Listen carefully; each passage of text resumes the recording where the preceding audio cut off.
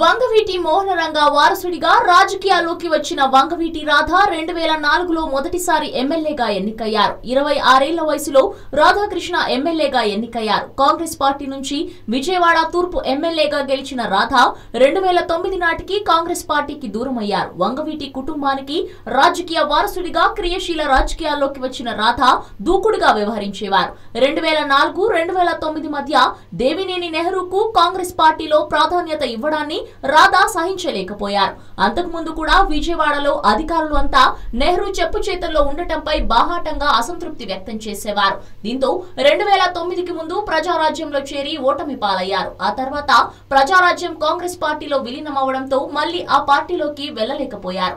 ఆ తర్వాత వైఎస్ఆర్సీపీలో చేరారు. వైసీపీలో రాధాకు తగిన ప్రాధాన్యత ఇచ్చినా ఆయన నిలుపుకోలేకపోయారని వాదన ఉంది. విజయవాడ సెంట్రల్ అభ్యర్థిగా ప్రకటించిన తర్వాత కూడా ఆయన నియోజకవర్గంపై దృష్టి పెట్టకుండా వ్యవహరించారు.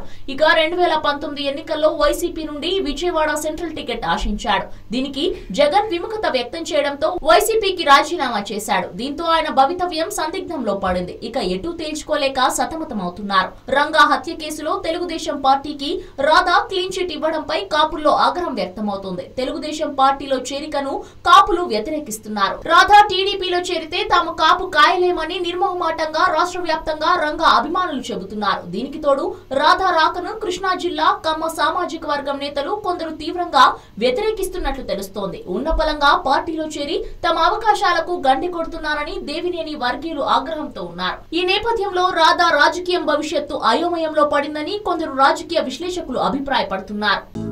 హలో, మిమ్మల్నే యోయో టీవీ యాప్ డౌన్లోడ్ చేసుకున్నారా? ఇంకా లేదా? మీ యాప్ స్టోర్ కి వెళ్ళి వెంటనే డౌన్లోడ్ చేసుకోండి.